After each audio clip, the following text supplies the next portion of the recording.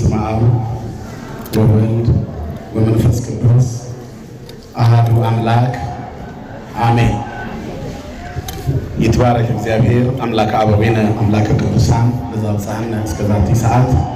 ከሁሉ አስቀድሞ ሁላችንንም ለዚህ ሰዓት ያደረሰን የአባቶቻችን የቅዱሳን አምላካቸው የእኛም አምላካችን እግዚአብሔር ክብር ምስጋና ለስሙ ይሁን። ክቡር አባታችን መልአከ ምሕረት መምህር በቃሉ የዚህ ታላቅ ደቡብ አስተዳዳሪ፣ ክቡራን አይንተ እግዚአብሔር ካህናት፣ ሊቃውንተ ቤተክርስቲያን፣ መምህራን ወንጌል ሰባኪያን፣ ዘማሪያን ወዘማሪያት፣ የሰንበት ትምህርት ቤት አባላት፣ እዚህ የተገኛችሁ አባቶች፣ እናቶች፣ ወንድሞች፣ እህቶች፣ ሕፃናት እንደምን አመሻችሁ? እንደምን ቆያችሁ? እንደምን ዋላችሁ? እግሮቻችንን ፈቶ ከኃጢአት ስብሰባ ለይቶ ከዓለም አስመልጦ በቤተ መቅደሱ ተገኝተን ይመስገን ይመስገን ይመስገን እንድንል አንደበታችንን የገራ ኃጢአታችንን ያልቆጠረ የቀደመ በደላችንን ያላሰበ ሳይገባን ቅድስና በማይለየው መቅደሱ ከና ኃጢአታችን እንድንገባ የፈቀደልን የነፍሳችን ሐኪም የሕይወታችን ፈውስ የኑሯችን ዋስትና መድኃኒተ ዓለም ኢየሱስ ክርስቶስ ስሙ ለዘላለም የተመሰገነ ይሁን። ቅድስተ ቅዱሳን ንጽሕተ ንጹሐን ሰዓሊተ ምሕረት አቁራሪተ መዓት እናታችን ድንግል ማርያም ስለ አማላጅነቷ ስለ እናትነቷ ስሟ ለዘላለም የተመሰገነ ይሁን። ጻድቃን ሰማዕታት፣ ቅዱሳን መላእክት ሁሉ እንደየክብራቸውና እንደየሞገሳቸው ክብርና ምስጋና ይድረሳቸው። የትምህርታችን ርዕስ እንደ እግዚአብሔር ፈቃድ የሐማን ለሐማ የሚል ይሆናል። ጥቅሱን የምናገኘው መጽሐፈ አስቴር ምዕራፍ 7 ቁጥር 10 ላይ ነው። የትምህርቱ ዓላማ የሰው ልጅ በቆፈረው ጉድጓድ መግባቱ ስለማይቀር በሕይወቱ ኃጢአትን ለኃጢአተኞች ትቶ ከእግዚአብሔር ጋር የሚያመሳስልበትን መንፈሳዊ አቅጣጫ እንዲሄድ ለመጠቆም ነው። ሐማ ክፉ ሰው ነው። ክፉን ለክፋቱ ተውለት ነው መልእክታችን። መድኃኒተ ዓለም ኢየሱስ ክርስቶስን በአዲስ ኪዳን ነገ ለራሱ ይጨነቃልና ለነገ አታስቡ ይትበሉ ለጌሰም ካለ በኋላ ለቀኑ ክፋቱ ይበቃዋል ነው ያለው። ስለዚህ ቀንን ለባለ ቀኑ መተው፣ ክፉን ለክፉ መተው፣ ክፋትን ለክፉ ሰው መተው የሚገባና ብዙ ናቸው ብሎ ከኃጢአተኞች ጋር አለመተባበር፣ ጊዜ አነሳቸው ብሎ ከከንቶች ጋር አለመደመር፣ እግዚአብሔርን ደስ በማያሰኝ ጎዳና ላይ በመቆም ዘመን የማይሽረው የታሪክ ጠባሳ ላለማስቀመጥ በመንፈሳዊ አቅጣጫ መሄድ እንደሚገባ ለመጠቆም ነው። እግዚአብሔር በሕይወታችንና በኑሯችን እርሱን ደስ የሚያሰኘውን ኑሮ እንድንኖር መንገዳችንን ያቅናለን። ሰው እግዚአብሔር ካልመራው መራመድ አይችልም። ሰው እግዚአብሔር ካልረዳው መደገፍ አይችልም። መሪያችን እግዚአብሔር ከሆነ ሙሉ እንሆናለን። ኢሳይያስ 11 ቁጥር 18 ላይ እግዚአብሔር ሁል ጊዜ ይመራሃል ይላል። ነፍስህንም ከመልካም ነገሮች ያጠግባል፣ አንተም እንደሚጠጣ ገነት ውሃዎቹም እንደማያቋርጥ ፈሳሽ ትሆናለህ ይላል። እግዚአብሔር ሲመራህ መሪያችን እግዚአብሔር ከሆነ አንሳሳትም። የኑሯችን፣ የሕይወታችን፣ የትዳራችን፣ የእውቀታችን መሪ እግዚአብሔር ከሆነ አንሳሳትም። ክፉ እናስብ ብንል እንኳን የሚመልሰን መሪያችን አባት እግዚአብሔር አለ። አንድ ሹፌር መንገድ ይዞ አገር እያቋረጠ ሲነዳ ቀስቶችን መከተል አለበት። መንገድ ላይ ምናልባት መንገዱ ፈርሶ ከሆነ የመንገድ ሥራ ድርጅት ትልቅ የሚያንጸባርቅ ምልክት ያስቀምጥና መንገድ ለውጥ ይላል። የምትሄድበት መንገድ ትክክል አይደለም ይላል። ያንን መንገድ አልቀበልም ብሎ ምልክቱን ጥሶ ሲያልፍ ያ ሰው ገደል ይገባል። ስለዚህ አቅጣጫ ጠቋሚውን ተከትሎ ሕይወቱንም ያተርፋል፣ ወደ ፈለገበትን በሰላም ይደርሳል። ቅዱሳት መጻሕፍት በዚህ የተበላሸና የተሰነካከለ ዓለም ላይ ለእግዚአብሔር ባልተመቻቸ መንገድ ላይ እንዳንቆም እንዳንጓዝ ሊጠቁመን የተዘጋጀ መሪያችን ነው። እግዚአብሔር ሕዝቡን ይመራል፣ በቅዱሳት መጻሕፍት ይመራል። ስንሳሳት የሚገስጸን እግዚአብሔር ነው። ስንወድቅ የሚያነሳን እግዚአብሔር ነው። ስናጠፋ የሚያርመን እግዚአብሔር ነው። ክርስቲያኖች እግዚአብሔር የሚያርመው ደብተር መሆን አለበት ሕይወታቸው።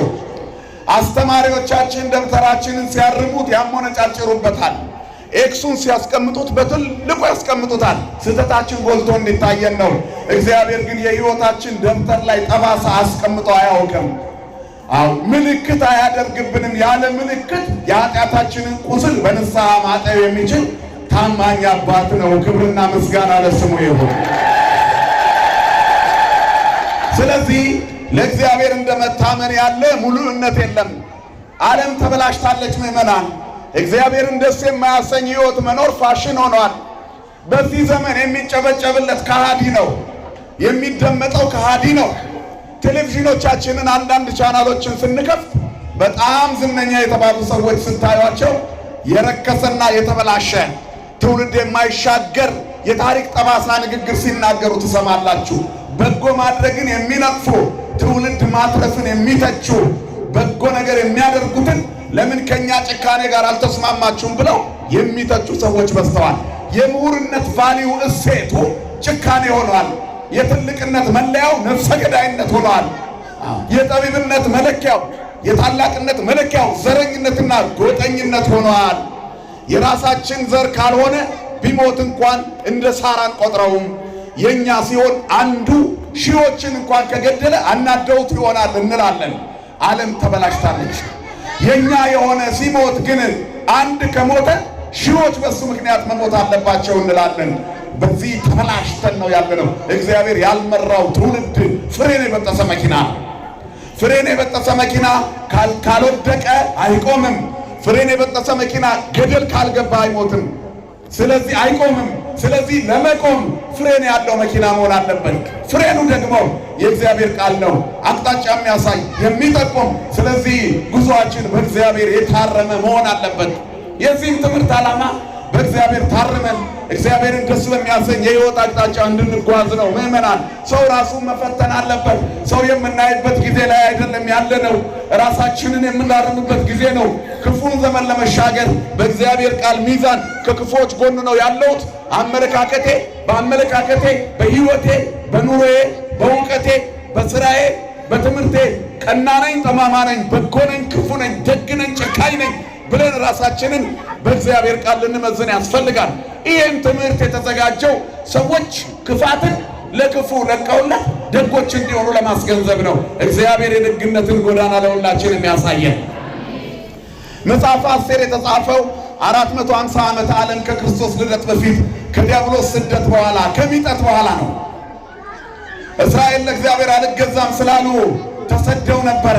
ናቡከደነጾር የተባለ ንጉሥ የኢየሩሳሌምን ታላላቆቹን ንዋያተ ቅድሳት ሁሉ ሳይቀር ወደ ባቢሎን አፍልሶ ወስዶት ነበር። በንጉሥ ቂሮስ መመለስ ሚጠት እንደገና ተከናወነ። እስራኤል ወደ ሀገራችሁ ከስደት ተመለሱና ግቡ አለ። ስለ ስደት መጻሕፍቱ ብዙ ነግረውናል። ስደት ሰዎች እንጀራ ፈልገውም ይሰደዱ፣ ፍት ፈልገውም ይሰደዱ፣ ስደት ለማንም አያረካም።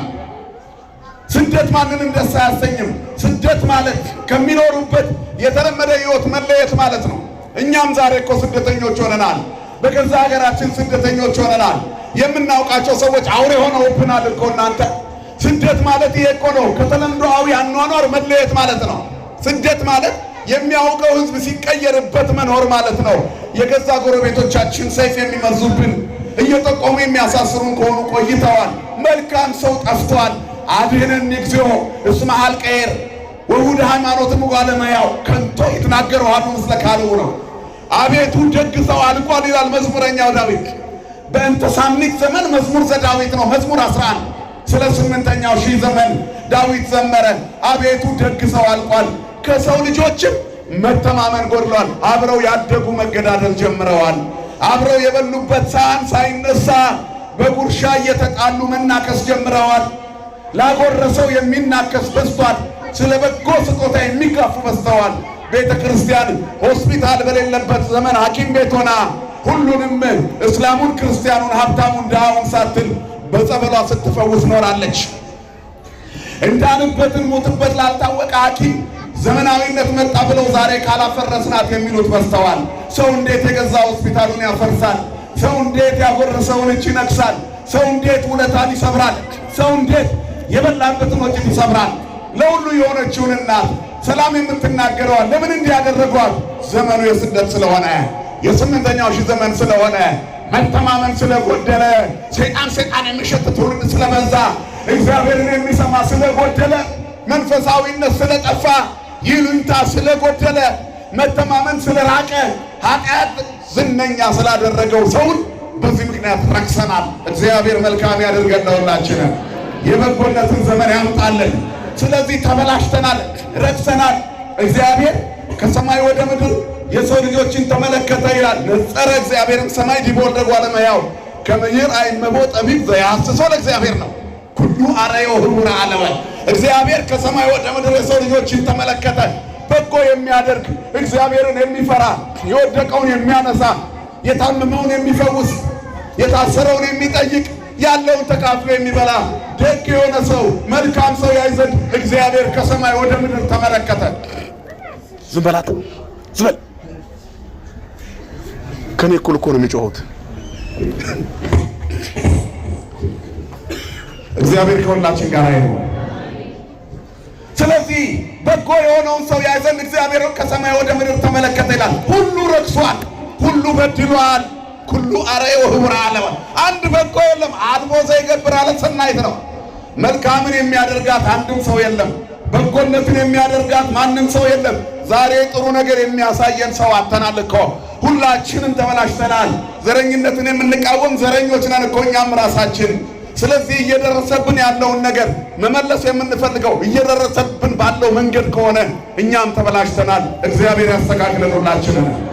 ስለዚህ ሰው እንዲመለስ የተበላሸውን ዘመን ለማቅናት የእግዚአብሔርን ቃል መስማት ያስፈልጋል። ስለዚህ ማን ያስተምረን? ሁላችንን። ስሙ ለዘላለም የተመሰገነ ይሁን። አስተማሪያችን እግዚአብሔር። በዚህ ዓለም ላይ የሰው ልጆች ከእግዚአብሔር ካልተማሩ ቀናዎች መሆን አይችሉም። የዚህ ዓለም መምህራን በብዕርና በሰሌዳ ያስተምራሉ፣ በመጻሕፍት በጽሑፎች ያስተምራሉ። በሕይወት የሚያስተምር እግዚአብሔር ነው። የሰው ልጅ ኖርኩ እንኳን ቢል የሚኖረው ከእግዚአብሔር ጋር ነው። ሕይወት ደግሞ ሁልጊዜ ደስታ አይደለችም፣ ሐዘንም አለች። ዛሬ የገደሉን ነገ ሞትን የሚናፍቁበት ስቃይ ይጠብቃቸዋል። ዛሬ እኛ ላይ እሳት የጣሉብን ሰዎች ሕይወት እንደ እሳት ይለበልባቸዋል። ያ ዘመን ሳይመጣ ሰዎች እግዚአብሔርን በመፍራት መቆም አለባቸው። ይሄ ዘመን የሚያልፍ አልመሰለንም። ጉልበተኛ በሆንበት ጊዜ አይመስለንም ጉልበታችን የሚፈዝ። ጉርምስና ሲደፍነን ሽማግሌ እንገፈትራለን። የምንሸመግልና የፈረጠመው ጡንቻችን የሚላል አይመስለንም። ማሰብ የተሳነው ጎረምሳ የሚሸመግል አይመስለውም፣ የሚሳሳ አይመስለውም። ለመሸምገል እኮ እድሜ አለ። በልጅነቱ የሸመገለ ስንት አለ። አባቱን ሲገፈትር የነበረ ጎረምሳ በሕፃን ልጅ ሲገፋ እኮ የምናየው በቅርብ ጊዜ ውስጥ ነው። የልጅ ጡረተኛ ሲሆን ታሪክ ራሱን እኮ ይደግማል። የገፈተረ ይገፈተራል፣ ያቃጠለ ይቃጠላል፣ ያፈረሰም ይፈርሳል። ያውም የሱ ፍርሰት የከፋ ይሆናል። ስለዚህ ክፉ ዘመን ሳይመጣ በጎነትን እያሰቡ ስለመኖር ነው የሚያስተምረው። ክፉን ለክፉ ተውለት፣ ዘረኝነትን ለዘረኛው ተውለት፣ የሐማን ለሐማ ስጡት፣ የምቀኝነትን ለምቀኛው ተውለት። ክርስቲያን ደግ ነው። ክርስቲያን ዘረኛ አይደለም። ክርስቲያን እውነተኛ ነው። የተዋህዶ ልጅ ሐቀኛ ነው። የተዋህዶ ልጅ ደግ ነው። የተዋህዶ ልጅ መሥዋዕት ነው። የተዋህዶ ልጅ ሽማግሌ ደጋፊ፣ የታመመ ጠያቂ፣ ሕፃናትን የሚያሳድግ ነው። ተዋህዶ የተዋህዶ ልጅ ስላደረገን እግዚአብሔር የተመሰገነ ይሁን። ስለዚህ በገዛ ሀገራችን ስደተኞች ሆነናል ነው ምላችሁ። ስደት ደስ አይልም። ለዚህ ያበቁን ሰዎች ግን በሚጠት ጊዜ ያፍራሉ። ወደ ታሪኩ ስንመለስ ስደት ማለት ተለይቶ መኖር ነው። እነሱም በዚያ ሀገር በሱሳ ግንብ አጠገብ ፔርሺያ በዘመኑ በምትባል በአሁኗ የኢራን ከተማ መኖር ጀመሩ። የፈለጉት ወደ ሀገራቸው ተመለሱ። ነገር ግን የተወሰኑ ጥቂት አይሁዳውያን በዓለም ላይ ተበትነው መኖር ጀመሩ። የመጽሐፈ አስቴር ታሪክ ከዚህ ይጀምራል። አንድ አርጤክስስ የሚባል ንጉሥ ከህንድ ጀምሮ እስከ ኢትዮጵያ በ127 ሀገራት ላይ ነገሰ። በሱሳ ግንብ አካባቢ ቤተ መንግስቱን አስቀመጠ። ከዚያ በኋላ ግብዣ አደረገ። በ3ኛው ዓመት ለ180 ቀን ለዓለም ሕዝብ ሁሉ ግብዣ አደረገ፣ ለሚያስተዳድረው ሕዝብ። ይህ የሆነው በ450 ከክርስቶስ ልደት በፊት ነው። ዓመተ ዓለም። ያንን ሁሉ ሀገር የሚያስተዳድረው ንጉሥ እንደገና ለ7 ቀን በሱሳ ግንብና በቤተ መንግስቱ ዙሪያ ታላቅ ግብዣ አደረገ። በግብዣው ህዝቡ ተደስቶ እጅግ ያለቅስ ያወዳድሰው ቆንጆ ሚስት ነበረችውና እሷን ግብዣ አድርጋ ሳለ ትምጣና ሚስቴን ላሳያችሁ በዓለም ካሉት ከ127 ሀገራት የመረጥኳት ብሎ አስጠራት። ንግሥቲቱም ጥጋብ ተሰምቷት ነበርና አልመጣም አለች። ንጉሡ ተቆጣ፣ እሷን አባረራት። ከዚያ በኋላ ብቻውን መኖር አይችልምና ንጉሡ ኃላፊነት እንዲሰማው ትዳር እንዲይዝ ይፈለጋልና ምን ይደረግ ተባለ። በሱሳ ግንብና በ127ቱም ሀገራት የሚገኙ ቆነጃጅት ይመረጡና ንጉሡ ይምረጥ ተባለ። ታሪኩ የሚጀምረው እዚህ ላይ ነው። እንግዲህ የእግዚአብሔር ሕዝብ የሆኑት አይሁድ ሃማ በተባለ አንድ ክፉ ሰው የሚደርስባቸውን በደል ሊበቀልላቸው አስቴር የምትባል ሴት ወደ ቤተ መንግሥት ያስገባ እናያለን። እግዚአብሔር ዓላማ አለው። እግዚአብሔር በጎ መንገዶች አሉት። እግዚአብሔር በሥራው የሚታማ አምላክ አይደለም። የዛሬውን ጨለማ ማንጋት ይችላል። የተቆረጠውን መቀጠል ይችላል። ታሪክ መለወጥ ይችላል። የታገሱ ሰዎች ደጉን ቀን ያዩታል። ያለቀሱ ሰዎች ደጉን ቀን ያዩታል። የእግዚአብሔር ሕዝቦች መከራና ስደት፣ ሐዘንና መንገላታት ቁመናቸው ነው። የኦርቶዶክሳዊነት ቁመናው መከራ ነው። የኦርቶዶክሳዊነት ቁመናው መገፋት ነው። የኦርቶዶክሳዊነት ቁመናው መናቅ ነው። ግን ተንቆ በተናቅንበት ቦታ ላይ መገኘት አይደለም። እውነት ነው፣ ዓለም ይንቀናል። እኛ ግን ከሆስፒታል የሚበልጥ ከዶክተር የሚበልጥ ከሐኪም የሚበልጥ ሐኪም መድኃኔ ዓለም የተባለ ፈዋሽ አባት መድኃኒት አምላክ አለን። እኛ አምላክ የሌለው ተጨባጩ ዓለም ሊንቀን ይችላል።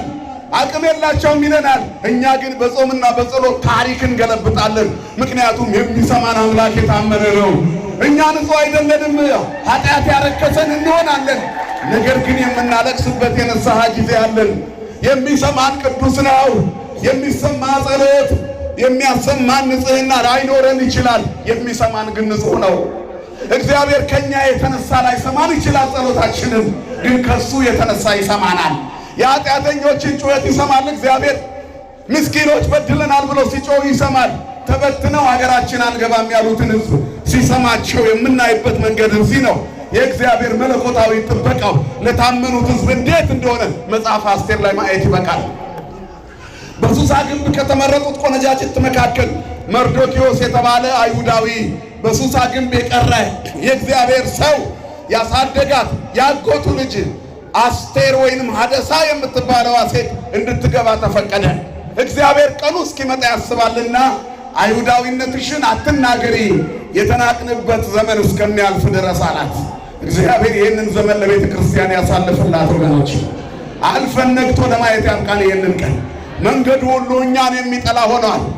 የሚገድሏችሁ ሁሉ እግዚአብሔርን የሚያገለግሉ የሚመስሉበት ዘመን ይመጣል ይላል ዮሐንስ ወንጌል። የሚገድሉን ሁሉ ልክ የሆኑበት የሚመስልበት ዘመን ይመጣል የተባለው ይሄ ነው። ሰዎች እንዴት የቅድስናን ቤት አፍርሰው ይጨፍራሉ? ሰዎች እንዴት አምሳያቸውን ገለው ይጨፍራሉ? ሰይጣን እንኳን እንዲህ አይነት ኃጢአት በአደባባይ ሰርቶ አያውቅም። ግን ሰዎችን አሰርቷል። ይሄ ዘመን ያልፋል። የሚያልፈው ግን እንደ አስቴር ዘመን ሰዎች መጽሐፍ አስቴር ላይ እንደነበሩት ዘመን ሰዎች የምናለቅስና የምንጮህ ስንሆን ነው። እግዚአብሔር ይህንን ዘመን ያሳልፍልን ለሁላችን። እግዚአብሔር ሕዝቡን ይታደጋል። እግዚአብሔር ጠባቂ ነው፣ የማይተኛ ጠባቂ፣ የማያንቀላፋ ጠባቂ። እነሆ እስራኤልን የሚጠብቅ ናሁ እይደቅስ ወይነው ዘያዕቅብ ለእስራኤል እይደቅስ ዘያዕቅበከ መዝሙረ ዳዊት መዝሙር 120 ላይ የሚጠብቅ አያንቀላፋም ይላል። እነሆ እስራኤልን የሚጠብቅ አይተኛም አያንቀላፋም ይላል። የሚጠብቀን የማይተኛ ትጉህ እረኛ አምላክ መድኃኒት ክርስቶስ ያለን ሕዝቦች ነን። እግዚአብሔር ይመስገን። እናልፈዋለን። ይሄንን ቀን ያልፋል። ይሄ ቀን ይነጋል። የመሸው የጨፈገገው ፊት ይፈካል። ያጣነው ሰላም ይገኛል። ግን ጾምና ጸሎት ያስፈልጋል። ግን ማልቀስ ያስፈልጋል። ግን እችን ቀን ማጎንበስ ያስፈልጋል። ለእግዚአብሔር ጎንበስ የምንልበት ዘመን ነው። ለእግዚአብሔር እንባችንን የምንረጭበት ዘመን ነው። ስለደረሰብን መከራ በድለናል ይቅር በለን የምንልበት ዘመን ነው። ሁሉም ትተን ፊታችንን የምንመልስበት ዘመን ነው። አይሁድ ወደ ሀገራችሁ ተመለሱ ነፃነት ታውጇል ሲባል የለመድነው ሕዝብ የምናውቀው ሀገር ያደግንበት ሕዝብ ምንም አልበደለንም፣ ምንም አላደረግንም፣ አብረን እንኖራለን፣ ሕዝቡ ሕዝባችን ነው ብለው ቁጭ አሉ። በዚህ ጊዜ ነው እንግዲህ ክፉ ሃማ የተነሳባቸው። እንዲህ ነው ታሪኩ። መርዶክዮስ የሚባለው ሰው ሐደሳ የተባለችውን አስቴርን ከቆነጃጅቱ ደናግላን መሃል እንድትገባ ፈቀደ። ያሳደጋት እሱ በሱሳ ግንብ በቤተ መቅደሱ በር አካባቢ ይቆም ነበረ ይላል። ስትገባ ቆነጃጅቱ ሲመረጡ አስቴር ከዛ ሁሉ ሕዝብ መካከል የእግዚአብሔር ሰው ነበረችና ጨዋ ልጅ ነበረችና ስርዓት ያላት ነበረችና ታላቁን ቤተ መንግስት የ127 ሀገር ገዢ የሆነውን ንጉሥ ቤት ገብታ የዘንጉን በትር እንድትነካ የእግዚአብሔር ፈቃዱ ሆነ። በጾም በጸሎት የኖረችው ንግሥት እንድትሆን እግዚአብሔር ፈቀደላት። ከዚህ ይነሳል ታሪኩ። ከዚያ በኋላ ንግሥት ሆነች። አንድ ቀንም ዘመዱ ሆኗልና ንጉሡ መርዶክዮስ የእግዚአብሔር ሰው ስለሆነ እግዚአብሔርን የሚያውቅ ስለሆነ እግዚአብሔርን የሚፈራ ስለሆነ ከሚታየው ጀርባ የማይታየው ይታየዋል። መርዶክዮስ ልዩ ሰው ነው። አስቴርን መንፈሳዊት አድርጎ አሳደጋ። ለነገው ጥፋታቸው መታደጊያ እንድትሆን ማንነቷን ዝም እንድትል አደረጋት። ይሄ ሁሉ ሲሆን አስተዋይነት ነው። ሰው የእግዚአብሔር ሰው ሲሆን ሁለት ነገሮች ይኖሩታል፣ እግዚአብሔርን ማወቅና እግዚአብሔርን መፍራት። መንፈሳዊ ማንነት እግዚአብሔርን ማወቅ ነው።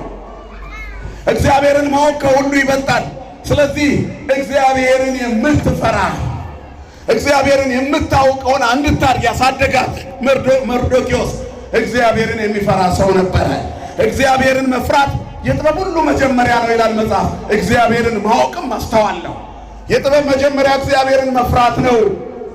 ልዑሉንም ማወቅ የልዑሉንም ጥበብ ማወቅ ማስተዋል ነው ይላል ምሳሌ 9 ቁጥር 10።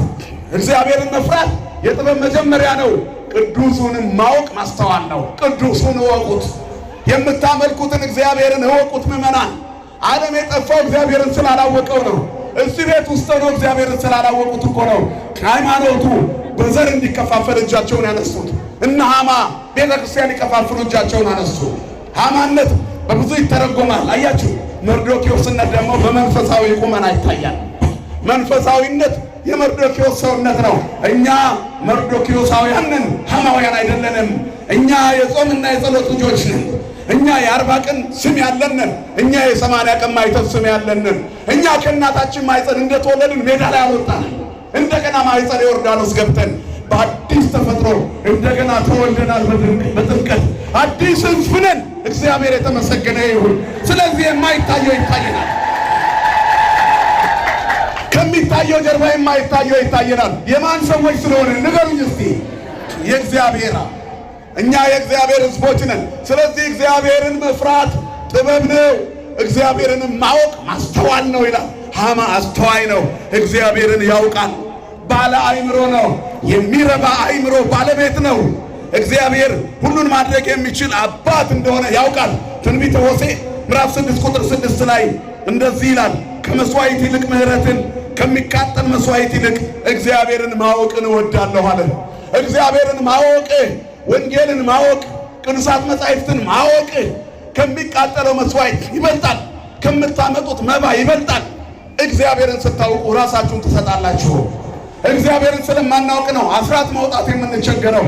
እግዚአብሔርን ማወቅ ስለቸገረን ነው ሙዳየ ምጽዋት ውስጥ ስብርባሪ ሳንቲም ብቻ የምንከተው። እግዚአብሔርን ስለማናውቅ ነው በይቅርታ የማናልፈው። እግዚአብሔርን ስለማናውቀው ነው። ካወቅነውማ እግዚአብሔር ፍቅር ነው። እኛ ጋር ጥላቻ ምን ይሰራል? እግዚአብሔርን እንደ እግዚአብሔርነቱ ስናውቅ ለሚረባ አእምሮ እንሰጣለን። ካላወቅነው ለማይረባ አእምሮ። እግዚአብሔርን እንደ እግዚአብሔርነቱ መጠን ስላላወቁት ይላል ፈቃዳቸውን ያደርጉ ዘንድ ባሻቸው እንዲወድቁ ለማይረባ አእምሮ አሳልፎ ሰጣቸው ይላል ሮሜ 1:28። ለማይረባ አእምሮ፣ ለማይረባ አእምሮ፣ ለዘረኝነት ለማይረባ አእምሮ፣ ለጎጠኝነት ለማይረባ አእምሮ፣ የእግዚአብሔርን ሰው ለመግደል ለማይረባ አእምሮ፣ ለማይረባ ልዩነት፣ ለማይረባ መለያየት አልፈን ተሰጠን። ከዚህ ይሰውረን መድኃኔዓለም ሁላችንን። መርዶክዮስ ግን ሕይወቱ እግዚአብሔርን በማወቅ የተጠና ሰው ነበረ ይላል። ሌላው መርዶክዮስ እግዚአብሔርን የሚፈራ ሰው ነበረ። ሰው እግዚአብሔርን ሲፈራ ሙሉ ይሆናል። ሰው እግዚአብሔርን ሲፈራ ሞትን ይጋፈጣል። ሰው እግዚአብሔርን ሲፈራ እውነት ይሸታል።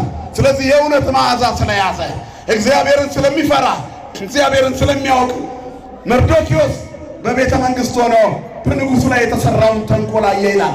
ገበታና ታራ የሚባሉ ሁለት ሰዎች የንግሥቲቷ የአስቴርን ባል ንጉሥ አርጤክስስን ለመግደል ሲመካከሩ ይሄ ጉዳይ ለሐማ ተገለጠለት ነው የሚለው። የጠላቶቻችን ሸፍጥ የሚገለጥልን መንፈሳውያን ስንሆን ነው።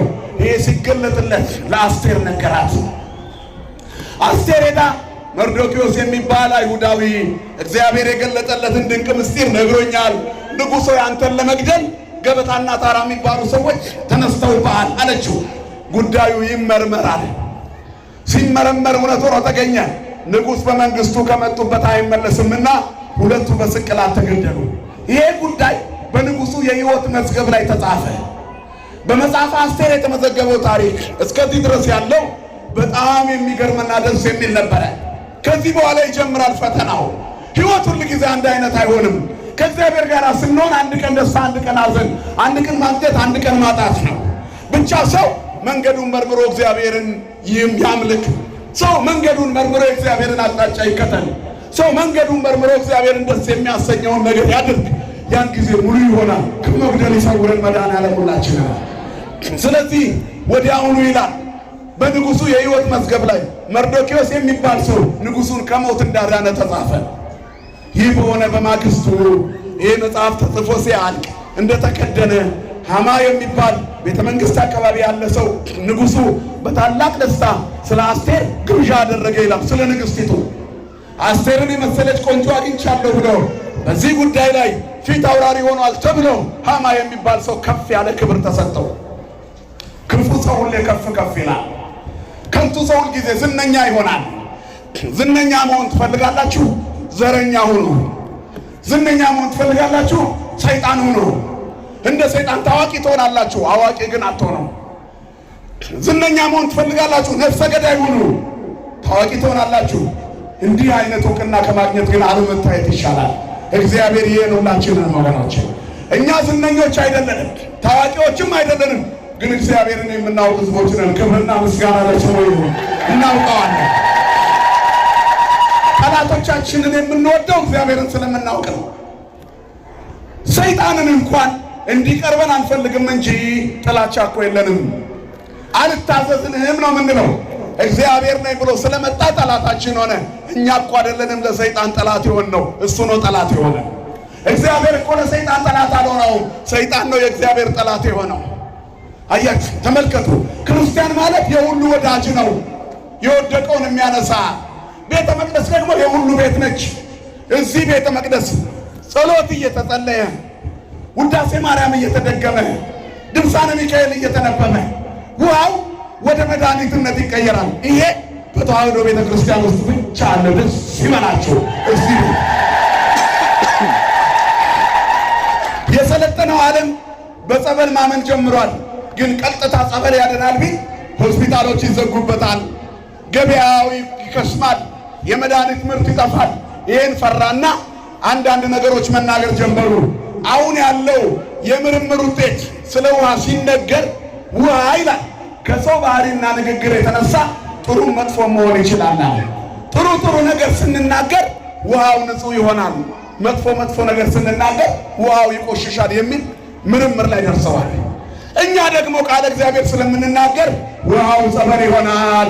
ከእግዚአብሔር ባህሪ የተነሳ ውሃው መድኃኒት ይሆናል። ከእግዚአብሔር ስም የተነሳ ውሃው ሕይወት ይሆናል። ልጅነት እናገኝበታለን።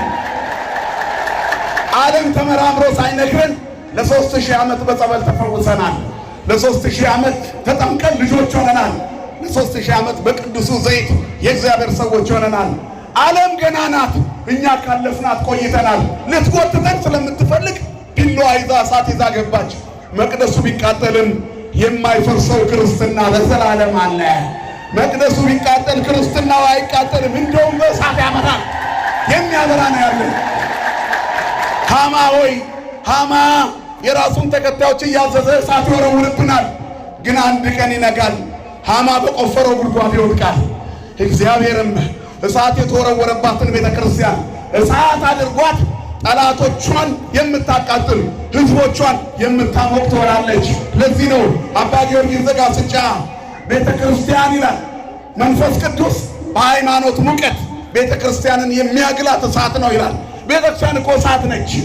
በሚጠፋው እሳት ላይ ያቃጥሏት ይፈልጋሉ። አትቃጠልም፣ በእሳት አትጠፋም። እሳት እንዴት በእሳት ይጠፋል? እሳት በእሳት አይጠፋም። ተሳስተዋል እኮ እናንተ። በፈረሰው ቤት ፋንታ ሌላ የእግዚአብሔር ቤት በትልቁ እንሰራለን። ያ ብቻም አይደለም፣ የተቃጠልነው እኛ ወደ እሳትነት እንለወጣለን። የሞቱት ካህናት ሰማዕታት ናቸው እንጂ ሙታን አይደሉም። ሙታኑ የገደሉት ናቸው። የኛ አባቶች በሰማይ ያሉ እሳት ናቸው፣ ተለውጠዋል መጀመሪያው።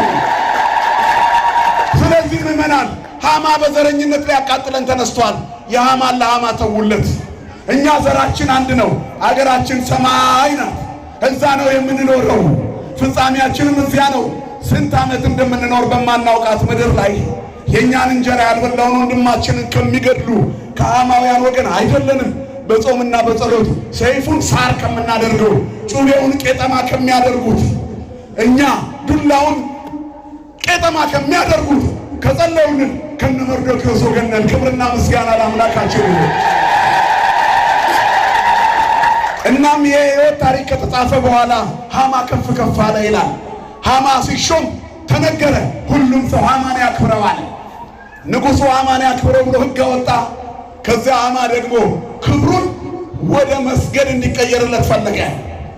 እናም ሲወጣ ምድር ሁሉ በፊቱ በግንባሯ ትደፋለች። ራሱን በአምላክነት ቦታ አስቀመጠ። መርዶክዮስ ብቻ እግዚአብሔርን ስለሚያውቅ፣ የሚደፋለትን ስለሚያውቅ፣ የሚሰግድለትን ስለሚያውቅ፣ የሚያመልከውን ስለሚያውቅ፣ የማያፍርበት አምላክ ስላለው፣ ሞትን ቢሆን የሚጋፈጥለት ሃይማኖት ስላለው ይህንን አዋጅ ተከትዬ ለሰው አልሰግድም፣ የምሰግድለት እግዚአብሔር አለኝ፣ አልሰግድም አለ። እግዚአብሔር የተመሰገነ ይሁን። አልሰግድም። መጽሐፈ አስቴር እጅግ በጣም ደስ ይላል። በስደት ሀገር ፈርዖንን ለትልቅ ክብር ያበቃው ሕዝቡን ከሞት የታደገውን የዮሴፍን ታሪክ ይመስላል የመጽሐፈ አስቴር የአስቴር ታሪክ። እንዲሁም በባቢሎን ምድር ንጉሡ ከፍ ከፍ ያደረገውን የዳንኤልን ታሪክ ይመስላል። ተመሳሳይ ነው። አያችሁ፣ ሁል ጊዜ ሰዎች በጾምና በጸሎት ከአናብስት አፍ እንደሚድኑ፣ እሳቱ እንደሚሆንላቸው፣ የሞት ታሪካቸው ወደ ሕይወት እንደሚቀየርላቸው፣ ታሪካቸው እንደሚታደስ፣ ነገር እንደሚገለብጥ፣ እግዚአብሔር ሁሉን እንደሚቀይር፣ በጾምና በጸሎት የማይቻል ነገር እንደሌለ መጽሐፉ ይነግረናል። እኛ መውጫ አለን። ይብላኝ መውጫ ላጡት ገዳዮቻችን እኛ ብንሞትም እንጸድቃለን። ዘመኑን ብናልፍም ከእግዚአብሔር ጋር ነን። ሰው ከእግዚአብሔር ጋር ከሆነ ቢሞትም ቢኖርም ለእግዚአብሔር ነው። እመኒ ሀየውነ ለእግዚአብሔር ነሐዩ ወእመኒ ሞትነ ለእግዚአብሔር እንመውት። ብንኖር ለክርስቶስ ብንሞት ለእግዚአብሔር ነው። በሁሉ ነው። በሞት መንገድ እግዚአብሔር አለ። ስለሱማ ከሄድን እንዴት ደስ ይለናል። ደግ አባት እኮ ነው ያለን። ክብርና ምስጋና ለስሙ ይሁን። እግዚአብሔርን ማምለክ ለዓለም ነው ሞኝነት፣ ለእኛ መድኃኒት ነው። ዓለም መፍትሄ ያጣለት ጭንቀት እዚህ ቤት ነው ያለው። ዓለም ብዙ ነገር አድርጓል። የእንቅልፍ መድኃኒት ገዝቷል እንጂ እንቅልፍ አለመጣም። እየቃዠን ነው የምናድረው። ውድ አልጋ ገዝቷል፣ እንቅልፍ አልገዛም። ዓለም ተመራምሮ እረፍት አልሰጠም። ዓለም ተመራምሮ የህሊና ነፃነት አልሰጠም። ሰው ሲታመም በውጭው ሀገር ማደንዘዣ ነው የሚወጋው፣ ይደነዝዛል። በቃ ድንዝዝ እንዲል ኃይለኛ እንዳይሆን ሰውነቱ በቃ የእብደቱን አቅጣጫ በድንዛዜ ያጃጅሩታል። እኛ ቤት ግን በሰንሰለት መጥቶ በቃሬዛ መጥቶ እጅና እግሩን ተይዞ ተሸክሞ በወሳንሳ መጥቶ ነጠላ ለብሶ እያሸበሸበ ወጥቶ የሚሄድበት መድኃኒት ቤት ያለው እዚህ ቤት ነው። ሃማን ያበሳጨው ይሄ እኮ ነው። ሃማን ያበሳጨው ይሄ ነው። ሆስፒታል ቢከፍት ሃማ እግዚአብሔር ስለሌለው፣ ሃማ ዶክተር ቢሆን ህዝቡን በመርዝ ነው የሚጨርሰው። ሃማ ሆስፒታል ቢከፍት የተበላሸው መድኃኒት ነው የሚሰጠው እግዚአብሔርን ስለማያውቅ። ሃማ ወተት ቢሰጥ ውሃ ደባልቆ ነው የሚሰጠው። ህፃናት አይፋፉም ሃማ ወተት ቤት ከከፈተ። ሃማ እህል ቢሸጥ ከአፈር ጋር ደባልቆ ነው ሚዛን እንዲሰራለት የሚሸጠው። ሃማ ቅቤ ቢሸጥ ከሙዝ ጋር ቀላቅሎ ነው። ሃማ ጤፍ ቢሸጥ እንጀራ ቢሸጥ በሸሶ ቀላቅሎ ነው። ሃማ ክፉ ነው። ሃማ የትውልድ ጸር ነው። ሃማ ኪሱ ካበጠ ይበቃዋል። ሃማ ኪሱ ከሞላ ይበቃዋል። ሃማ ሂዱና እዚህ ሰፈር ህዝብ ግደሉ ይላል። ሃማ ክፉ ነው። ሃማ ተንኮለኛ ነው። ሃማ በአንድ ሰው ምክንያት ህዝብ ይሙት ይላል። መርዶክዮስ ለሃማ አልሰግድም አለ። እኛም ለሃማ አንሰግድለትም። መቼም ቢሆን ተቃጥለን እናልቅ ይሆናል እንጂ ለጣዖት አንሰግድም። ሃይማኖታችንን አንቀይርም፣ ማይተባችንን አንለውጥ። እናም ሃማ ሁሉ ሲሰግዱለት መርዶክዮስ አልሰገደለትም። ለምንድን ነው የማይሰግድልኝ ይሄ ሰው አለ። አጠገቡ ጋር ያሉት አቃጣሪዎች ይሄማ እግዚአብሔር የሚባል አምላክ አለው አይሁዳዊ ነው አለው። ነው እንዴ? አዎ። ለምን አልሰገድክልኝ ብሎ አልጠየቀው። ቢጠይቀው ያስተምረው ነው። ቤተ ክርስቲያንን የሚያቃጥሏት ሰዎች ለሚያቃጥሉበት ምክንያት የላቸውም። ጠላቴ ናት ብለው ካመኑ ለምን እንዲያረግሽን ብለው አልጠየቋትም። ማንንም ገፍታ አታውቅም። በሯ ለሁሉም ክፍት ነው። የብሔር አይደለችም፣ የሰማይ ናት። ወደ ነሰተው ሰማያት አገር ብዙዎች ይላል እኮ የክርስቶስ መስቀል ጠላቶች ይሆናሉ አለ ቅዱስ ጳውሎስ። ስለዚህ ዘመን እያለቀስኩ ነግራችኋለሁ አለ። እነርሱ ሆዳቸው አምላካቸው ነው እና ሃማ ክብራቸው በኖራቸው ነው። ምክንያቱም ቤተ ክርስቲያኗ በአንድ ሚስት ትላለች፣ ሃማ ደግሞ 7 ካላገባ ደስ አይለው። ቤተ ክርስቲያኗ ስለ ፍቅር ትናገራለች፣ ሃማ ታዋቂ አይሆንም ስለ ጥላቻ ቃል ተናገረ። ቤተ ክርስቲያኗ የሁሉም ነን ትላለች፣ ለሁሉ በሯ ክፍት ነው። ሃማ ደግሞ ስለሚፈልጋቸው ግሩፖች ብቻ ነው። ሃማ ጎጠኛ ነው። ጎጠኝነት ሃማ ነው። ጎጠኛ ከሆናችሁ የእግዚአብሔርን መንግስት አትወርሱ። ዘረኛ ከሆናችሁ የእግዚአብሔርን መንግስት አትወርሱ። አትጸልይ። ዘረኛ ከሆንክ አትጸልይ። አትምጣ እዚህ። አይሰማም እግዚአብሔር ጸሎትህን። ሁሉ እኮ ወንድሜ ነው። እዚህ ውስጥ አሁን የየትኛው ብሔር ህዝቦች ነን? ሙሉ እኮ ነን። እኛ የአንድ ብሔር ህዝቦች ነን። እሱም ብሔራችን ክርስትና። አንድ ሀገር አለን። ሀገራችን ሰማይ። የተወለድንበት ዘር ክርስቶስ ይባላል። ክብርና ምስጋና ለስሙ ይሁን። ቋንቋ የእውቀት የአካባቢ የተወለድንበት ሁኔታ መለያ ነው። በመጽሐፍ ቅዱስ አንድ ሰው 72 ቋንቋ ተናግሯል። በዚህ ምክንያት ተወደደ እንጂ አልተጠላም። ሰው ብዙ ቋንቋ ቢናገር አወቀ ከሁሉ ተግባብቶ ይኖራል። ይገርማል። በሚጠሉት አማርኛ መልሰው እየጻፉ እየተናገሩበት ያንን ህዝብ ይሙት ማለት ሃማነት ነው። የሃማን ለሃማ ትተናል። በጸሎትና በጾም ይሄ ዘመን ያልፋል። እግዚአብሔር ቅርብ ነው፣ ይፈርዳል። ሃማ ቢመለስ ይሻለዋል። የመርዶክዮስ መንገድ ነው ትክክል።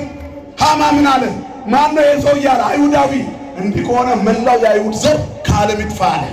ንጉሱ ጋር ገባና ንጉሥ ሆይ ለአንተ ህግ የማይገዛ አንድ ህዝብ አለ። ይሄ ህዝብ ደግሞ እንዲቀጣ እኔ ብር በጅታለሁ አለ። አሃ ለኔማ ካልተቀጣ አለ አርጤክስስ አልጠየቀም። ስለዚህ ብሩንም ውሰደው ፍርዱንም ፍረድ አለ። አይሁዳውያን በሙሉ እንዲታረዱ አዋጅ አወጀ። አይ ሃማ ቤተ ክርስቲያን እንዲቃጠል አዋጅ አወጀ ሃማ። አርጤክስስ አልሰማም። አንዳንድ ጊዜ የዘመናችን አርጤክስስ ክፉ ነገር ሲደረግብን ውጭ ሀገር ስለነበርኩ አልሰማሁም ሊሆን ይችላል። የዘመኑ መሪያችን አርጤክስስ ከሰማት በኋላ አርጤክስስ ሰምቷል። ሲሰማ ያደረገውን እናየዋለን። አርጤክስስ አልሰማም፣ ይሄን አላወቀም። ነገር ግን ህግ እንዲከበር ቀለበቱን አውልቆ ለሃማ ሰጠው። የአርጤክስስ ትልቁ ስህተት ለተንኮለኛው ሃማ ሙሉ መብት መስጠቱ። ቤተ ክርስቲያን እንዲቃጠል ለሚያዘው ሃማ ሙሉ መብት ሰጠው፣ ቀለበቱን ሰጠው። ለሃማ ወታደሮቹን እንዲያዝ ቀለበቱን ሰጠው። ለሃማ መከላከያ ሰራዊት ውስጥ ጣልቃ እንዲገባ ቀለበቱን ሰጠው። ለሃማ ሚኒስትሮቹን እንዲያንቀጠቅጣቸው ቀለበቱን ሰጠው። ለሃማ ከቤተ መንግስት እስከ ደጅ ድረስ ኃይል እንዲኖረው ቀለበቱን ሰጠው። አርጤክስስ ቀለበቱን ቢቀበል ቤተክርስቲያን ታርፋለች። እሱም ከወቀሳ ከታሪክ ተወቃሽነት በዘላለም እንደነ ዮዲት ጉዲት ከመፈረጅ ይድናል። እግዚአብሔር ለአርጤክስስ ልቡን አይስጥልን። እየገባችሁ ነው የምናገረው? ልቡን አይስጥልን ለአርጤክስስ። አርጤክስስ አልሰማም፣ ቀለበቱን ሰጠው። ሃማ ቀለበቱን ይዞ ደብዳቤ ጻፈ በንጉሱ ማይተብ። ኦርቶዶክስ የሆነ ሁሉ ይገደል አለ። መጽሐፈ አስቴር ላይ እግዚአብሔርን የሚፈራ ሕዝብ ሁሉ ይገደል አለ። ይገደል። ዘመቻው ሃይማኖትን የማጥፋት ነው። ክርስትና በሰይፍ የሚጠፋ ቢሆን ኖሮ እንደ ዲዮቅልጥያኖስ ያለ ንጉሥ ቀጥታ አዞባት ነበር እኮ። ዓለምን የሞላ የክርስቶስ ወንጌል በሰይፍ አያልቅም። በሰይፍ የሚያልቅ ቢሆን ኖሮ ድሮ ነበር። አሁን ዓለምን ሞልተናል። ከምስራቅ እስከ ምዕራብ፣ ከሰሜን እስከ ደቡብ እግዚአብሔር ተናግሯል። አምላክ አማልክት እግዚአብሔር ነበበ ወፀዋ ለምድር ነው። ምስራቅ ፀሐይ እስከ ናረ የአማልክት አምላክ እግዚአብሔር ተናገረ፣ ምድርን ጠራት። ከፀሐይ መውጫ እስከ ፀሐይ መግቢያ እግዚአብሔር ምድሪቱን ሞልቷል። ክብርና ምስጋና ለስሙ ይሁን። ስለዚህ ሃማ ዝም ብሎ ነው የሚደክመው። ሃማ ተንኮሉ ለጊዜው ነው፣ ያልፋል። ይህ ዘመን ያልፋል። ምዕመናን እግዚአብሔር ይህችን ቀን ያሳልፋታል። መራራውን ጣፋጭ፣ ጣፋጩን መራራ፣ ክፉውን ደግ፣ ደጉን ክፉ ለሚሉ ወዮላቸው ይላል መጽሐፍ። ሃማውያን እነዚህ ናቸው። የውሸቱን እውነት አድርገው የሚያወጡ፣ የሌለ ታሪክ የሚያነሱ፣ ጥንት በነበረ ማንነት ምኑንም የማያውቀውን ትውልድ ይሙት ብለው የዘመቱ፣ አጽም ቆፍረው መቃብር ቆፍረው አጽም አውጥተው የሚናደፉ ሃማውያን ናቸው። 100 ዓመት 150 ዓመት የቆየ አጥንት አውጥተው ካልበላን የሚሉ ሃማውያን ናቸው። የሰው አጥንት የሚበሉ ሃማውያን ናቸው። በድሮ ታሪክ ንጹሑን ምንም የማያውቀውን ትውልድ የሚተቹት ሃማውያን ናቸው። ሃማውያን ናቸው። በጾምና በጸሎታችን ላይ የሚስቁት ሃማውያን ናቸው።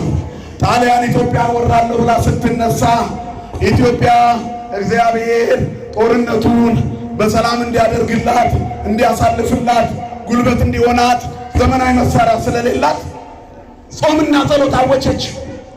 ሙሶሎኒ ይህንን ሰማና የሚያድናት ከሆነ አለ የኔንም እግዚአብሔር ትውሰደው አለ።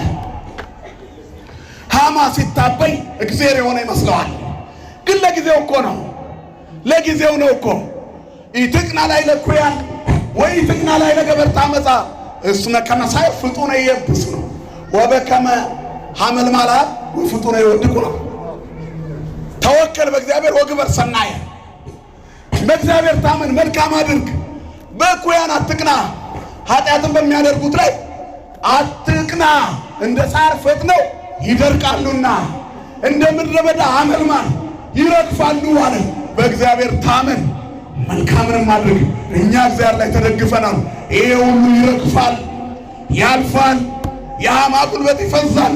ጉልበቱ የማይፈዝ ዘላለማዊ አባት፣ ፍርዱ ትክክል የሆነ እግዚአብሔር የኦርቶዶክስን ታሪክ በኢትዮጵያ ልዕልና በቀስተ ደመናዋ ምልክት በወንጌል አርማዋ በቅዱሳን አጥሮቿ በድንግል ማርያም የአስራት እጇ ላይ ለዘላለም ያቆያታል። ኢትዮጵያን ከተዋሕዶ ጋር ይህን እናምናለን።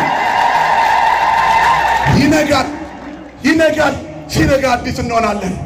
በጾምና በጸሎት ያደርንበት ሌሊት ጨለማ ሆነ አያልፍም፣ ይነጋል። በእግዚአብሔር ፈቃድ ሲነጋ የበለጠ ይደምቃል። አላወቀም ሃማ ሁሉም ይታረዱ ብሎ አዘዘ። የራሱ ሰዎች ስላሉት የቤተ መንግስቱን ጸሐፊዎች በእጁ ይዟቸዋል። ትልቁ ችግር ይሄ ነው። ሃማ መብት ሲያገኝ የዘር ጨፍጫፊ ሆነ። ጄኖሳይድ አወጀ፣ ጅምላ ጭፍጨፋ። ኦርቶዶክስ የሆነ እንዲገደል ማዕተብ ያላቸው ባደጉበት ቀይ ተወልደው ባደጉበት ምድር እናትና አባታቸው ተቆጥረው አንገታቸው ላይ መስቀል ስላለ መሬት ለመሬት ተጎተቱ። እንጀራ እየጋገረች ያበላች እናት እጇ ተቆረጠ። ከኪሱ አውጥቶ ገንዘብ የሰጠ ሀገር የረዳ ሀገር ሰላም ነው ብሎ ሆቴሉን የከፈተ ሰው እጅና እግሩ ተቆርጦ መሬት ለመሬት ተጎተተ። ይሄ ሁሉ ሲሆን ባለስልጣኑ ሃማ ስለሆነ አርጤክስስ ዝም አለ በኢትዮጵያ ምድር ላይ። ይህን ዝምታ እግዚአብሔር ግን ዝም አይለው። የጾምና የጸሎታችን ውጤት ቀኑን ያነጋዋል። እቺ ቀን ታልፋለች። እመኑ፣ በእግዚአብሔር ፈቃድ ይነጋል። መድኃኔዓለም ያንጋልን ይሄንን ሌሊት። እግዚአብሔር ከኢትዮጵያ ጋር ይሁን። የተዋሕዶ አምላክ ይጠብቃል። ይሄ ሁሉ ከሆነ በኋላ ለአይሁድ ዘንድ ሐዘን ሆነ ይላል። በጣም ሲያዝኑ መርዶክዮስ ልብሱን ቀደደ። ወዲያውኑ አስቴርን የሚራዳት አገልጋዩዋ የአስቴር ታዛዥ ሮጦ መጥቶ ያጎትሽ ልጅ ያሳደገሽ መርዶክዮስ ልብሱን ቀደደ አላት። ምን ሆነ ነው አለችው። የተለጠፈውን ወረቀት ላከላት። የተበተነውን ወረቀት አየች። ታዲያ ምን ላድርግ? ንጉሱ ጋር ገብቼ እንዳልናገር አሁን እሞታለሁኝ። ንጉሱ ዘንጉን ካልዘረጋ እሱ ሳይጠራ የመጣ ሰው ይሞታል። እንዴት ይሻላል አላት። አንቺን እግዚአብሔር እዚህ ያስቀመጠሽ ማን ያውቃል? ለዚህ ቀን ይሆናል አለ። እግዚአብሔር በአንድም በሌላም ይሰራል። ክብርና ምስጋና ለስሙ ይሁን። ስለዚህ ምን ላድርግ አለች። መዳን ለእግዚአብሔር ሕዝብ ከእግዚአብሔር ዘንድ ይመጣል በሌላ መንገድ። አንቺ እምቢ ካልሽ አንቺ ትጠፊያለሽ፣ አይሁድ ግን ይድናሉ። ስለዚህ አሁን ያለውን ጊዜ ተጠቀሚበት አላት። አርጤክስስን የሚቀርቡት ሰዎች እንደ አስቴር መልእክተኞች እንዲሆኑ ልቡና ይስጣቸው ወገኖች። የኢትዮጵያን ታሪክ የሚያውቁ የተዋሕዶን ጉልበት የሚያውቁ የኮሰመነች የሚመስላቸው ሰዎች በጸሎቷ መሬት እንደምታንቀጠቅጥ ተራራ ሜዳ እንደምታደርግ እውር እንደምታበራ በጸበሏ ታሪክ እንደሚቀየር እሳቱን አመድ እንደምታደርግ ይነገር ለአርጤክስስ። ያን ጊዜ እሱም ባለ ጥሩ ታሪክ ይሆናል። እንግዲያውስ አለች አስቴር ልባም ነበረችና ጨዋ ነበረችና ምግባር ያላት ነበረችና እኔ ልጸልይ አለች። ልግባና ልጸልይ፣ ጾም ልጹም ከነደንገጡሮቼ ለ3 ቀን እህል አልበላም አለች፣ ውሃም አልጠጣም። እናንተም ጸልዩ ተባለ። አይሁድ በሙሉ በመላው ዓለም ከሱሳ ግንብ መልእክት ተላከላቸው። ልንጠፋ ተፈርዶብናልና ጾምና ጸሎት እንያዝ። በጾምና በጸሎት የማይፈታ ቋጠሮ የለም ምዕመናን። በጾምና በጸሎት የማይፈታ ችግር የለም። ስትጾሙ ጧት ጧት እግዚአብሔር ሀገራችንን ሰላም አድርጋት። ገጠር ያለው ቄስ እንዴት አድሮ ይሆን? እነ ሐማ ቢላዋ ልቀው አስፈጅተውት ይሆን? እነ ሐማ ቄሱን አሳርደውት ይሆን በቤተ መቅደሱ? እነ ሐማ በኢንተርኔት ላይ ጽፈው እሳት ለኩሰውበት ይሆን? እግዚአብሔር የሐማን አፍ ያዝልን፣ የሐማን እጅ ያዝልን በሉ። እግዚአብሔር የሐማን እጅ ያዝልን። ሁል ጊዜ ሲነጋ አገራችንን ሰላም አድርግልን። አልተሳቀቅንም ምዕመናን። ሰውነታችን አላለቀም በመሸማቀቅ። ይነጋል እኮ ይሄ ሌሊት። ለእኛ ምን ጊዜም ጨለማም ብርሃን ነው። እኛ እግዚአብሔር ጋር እስካለን ድረስ በእኛ ዓለም ምሽት የለም። ኃጢአተኞች ስለሆንን እየደረሰብን ያለው ያሳዝነን ይሆናል እንጂ እየተደረገም ያለው ነገር ለእኛ በጎ ነው። ስንሞት የምናብብ እኮ ነን እናንተ። ስንቃጠል የምናበራ እኮ ነን። ስንታረድ እኮ እኛ ሰማዕት እንሆናለን። አሕዛብ እኮ አይደለንም፣ የተጠመቅን እኮ ነን እኛ። የ40 ቀን ልጅነት የ80 ቀን ልጅነት ያለን እኮ ነን እኛ እኮ የጌታን ሥጋና ደም የበላን ነን። ክርስቲያን በመሆናችን ብንታረድ እሰየው፣ እንደ ጊዮርጊስ ልንሆን ነው። ክብርና ምስጋና ለአምላካችን ይሁን። ግን ይሄ ሁሉ ነገር ያልበሰለውን ያደናብራልና፣ ይሄ ሁሉ ነገር ሳንጸና መጥቶ ያስተናልና እግዚአብሔር ሆይ ሐማን ያዝልን ማለት የሐማን እጅ ያዝልን መድኃኔዓለም። ከዚያ ለ3 ቀን አይሁድ ጸለዩ። ሶስተኛው ሱባኤ የሶስተኛውን ቀን ሱባኤ እንዳለቀ በአራተኛው ቀን ሳትበላ ሳትጠጣ ለብሳ ንጉሥ ፊት ስትቀርብ አስቴር እንደ ፀሐይ ታበራ ነበር ይላል። ያልበላችው አስቴር አበራች ነው የሚለው። ክብርና ምስጋና ለአምላካችን ይሁን። ንጉሡ የጾምና የጸሎት ብርሃን አያውቅም። እግዚአብሔር ግን ይሄን ለበጎ አደረገው። በጠላቶቻችን ፊት ራሳችንን ዘይት የሚቀባ አምላክ ነው ያለን። እግዚአብሔር እና ሐማን የሚበቀለው እኛን እያወዛ ነው። እግዚአብሔር እና ሐማን የሚበቀለው ለእኛ ጉልበት እየሆነ ነው። ወዲያውኑ ይላል ምን ላድርግልሽ ንግሥት ሆይ እስከ መንግሥቴ እኩሌታ የምትፈልጊውን ሁሉ ጠይቅኝ አላት። እንዲህ ነው ጾም ቋጠሮ ይፈታል። ጾም ጨካኙን ያራራል። ጾም ተራራውን ሜዳ ያደርጋል። ጾም የጨለማ ሌሊት ያነጋል። ጾም የተቋጠረውን ይፈታል። ጾም የተብረከረከውን ጉልበት ያጸናል። ጾም ለሐኪም ያልታየ በሽታ ይነቅላል። ይህን ሁሉ ያደረገልን እግዚአብሔር ነው።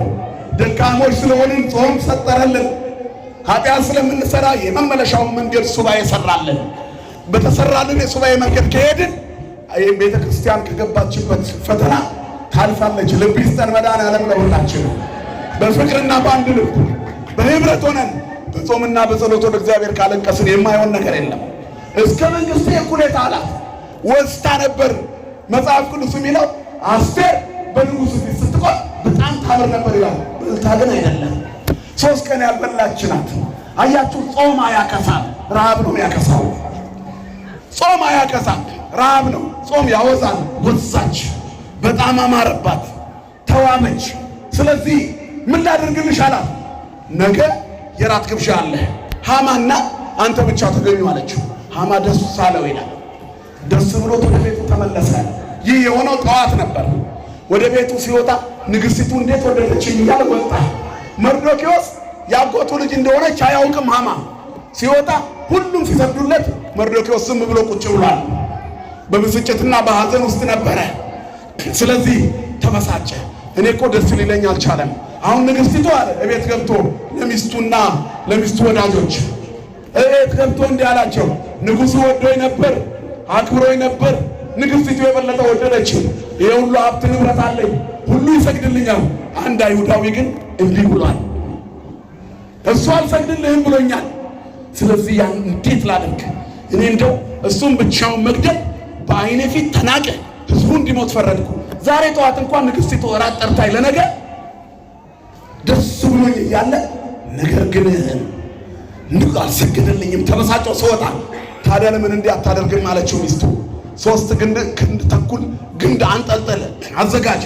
ከዚያ በኋላ በዚህ በጓሮ እሱ ይሰቀል፣ አይሁድ ሁሉ ሊገደሉ ሕጉ የወጣበት ቀን ሲደርስ አለችው አንተ መርዶክዮስን አምጥተህ ሲንጠለጠል ሲፈራገጥ ይኸው ያን ጊዜ ትረካለህ አለችው። የዲያብሎስ አማካሪ ሰይጣን ነው። የሰይጣን አፈጻጸም ሉሲፈር ነው። ሁሉም ስማቸው ይለያያል እንጂ ሰይጣን ነው። አንዱ ሰይጣን ስሙ በዝቶ ዓለምን አሸበረ። አሁን የምናያቸው የዘር ጭፍጨፋ የሚያዙት የሉሲፈር ተከታዮች ናቸው። በአንድነት የምትኖረዋን ኢትዮጵያ በፍቅር የሚኖረውን ሕዝብ የሚረብሹት ሐማውያን የዲያብሎስ ተከታዮች ናቸው። ሚስቱ ዞሳራም ያው ነች። ይህን አድርጋለችው። ወዲያውኑ ይላል ግንድ አሰራና ሲያሰራ ዋለ። ከዚያ ይህንን ለማስፈቀድ ወደ ንጉሡ ሄደ። በዚያን ሰዓት ንጉሡ እንቅልፍ እንዲሞት ነበር።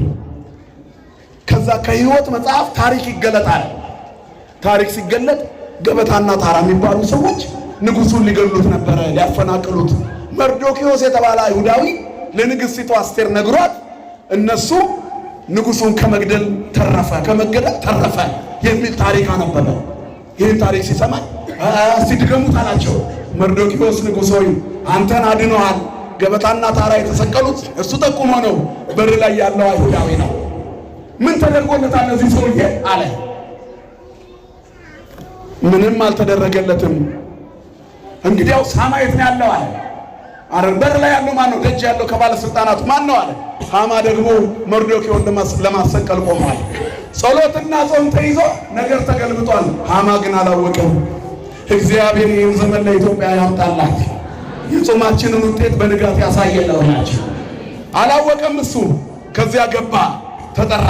የራሱን ከመናገሩ በፊት ንጉሥ ጠየቀው። ንጉሥ ለሚወደውና ያከብረው ዘንድ ለወደደው ምን ያደርግለታል አለው። ከዛ ሃማ ምን አለ?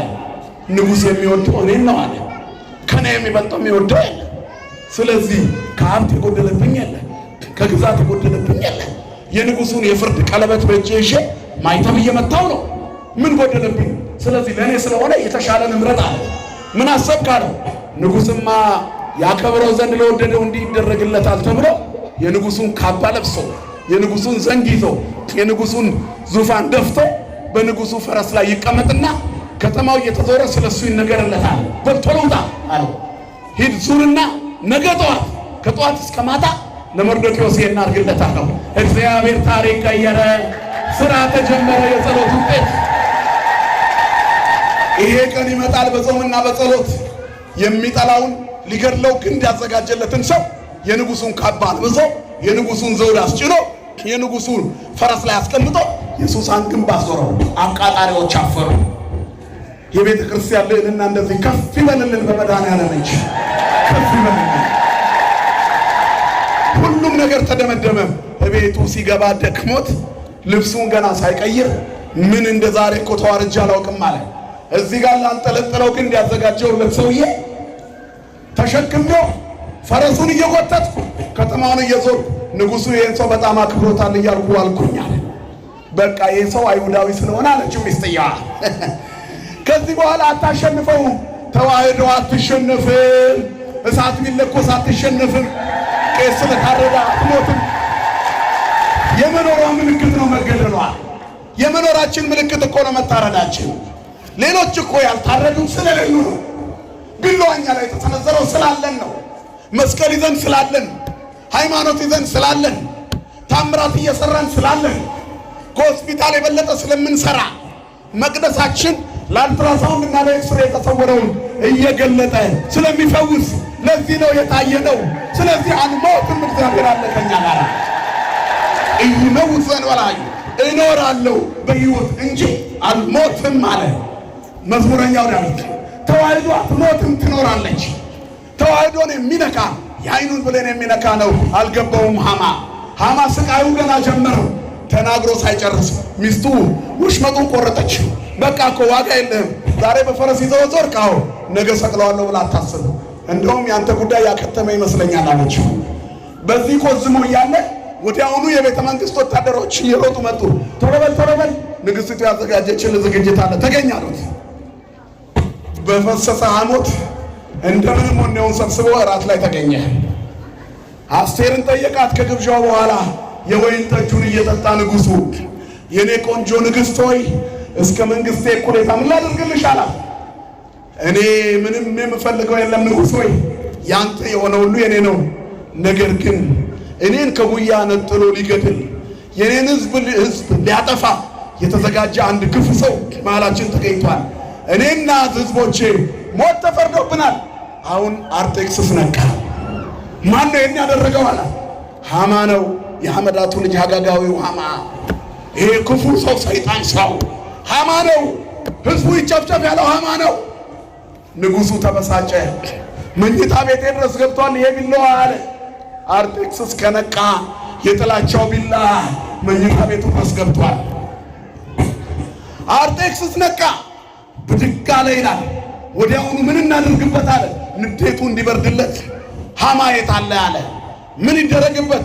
መርዶክዮስ እንዲሰቀል እኛን ዛሬ አዞን አሉት። እዛ ያሉት ሰዎች እንጨት ሁሉ አዘጋጅቷል፣ እዛ ላይ ስቀሉት አለ። ነገር ተገለበጠ፣ ታሪክ ተቀየረ። ሃማ የሃማነቱን አገኘ። በቆፈረው ጉድጓድ ራሱ ገባ።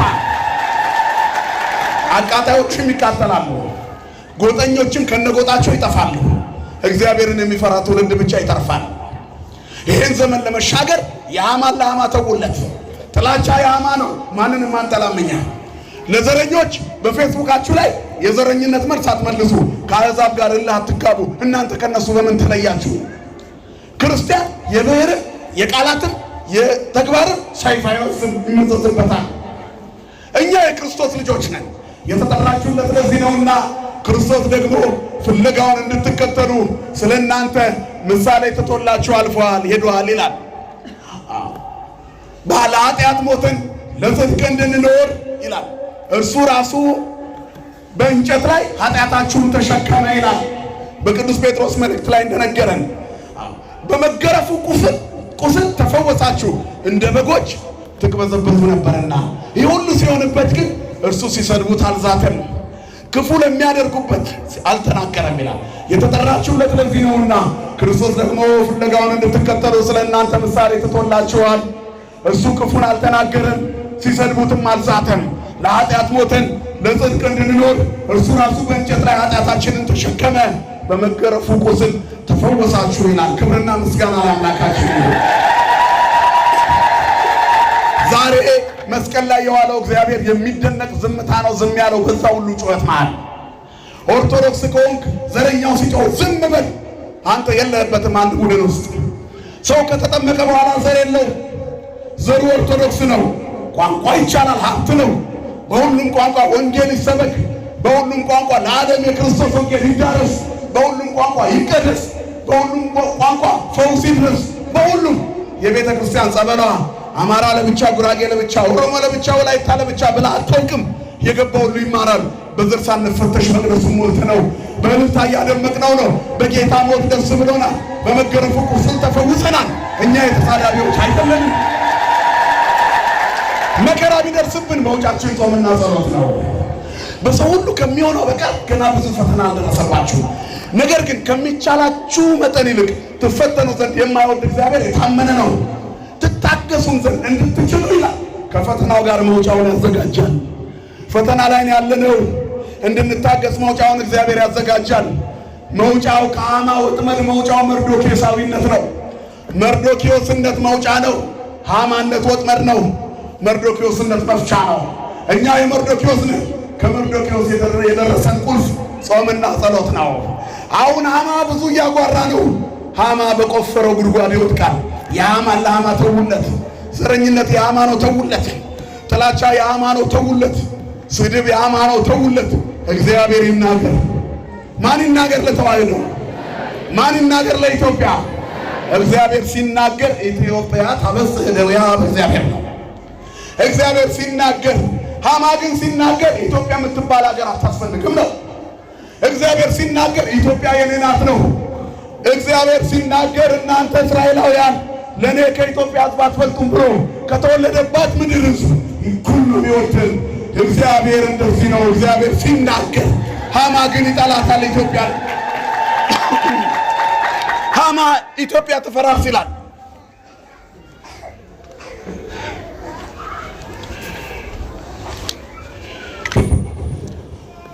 ሃማ ኢትዮጵያ ትፈራርስ ይላል። መርዶክዮስ እግዚአብሔር በጾም በጸሎት ኢትዮጵያን አንድ አድርጋት ይላል።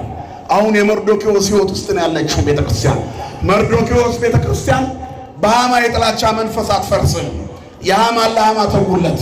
በቆፈሩት ጉድጓድ መውደቅ አይቀርም። ሊያንጠለጥለን ያዘጋጀው እንጨት ላይ መንጠልጠሉ አይቀርም። ለእኛም የመሸብን ቀን መንጋቱ አይቀርም። ይሄ ሁሉ የሆነው እግዚአብሔር ሊያስተምረን የፈለገው ስላለ ነው።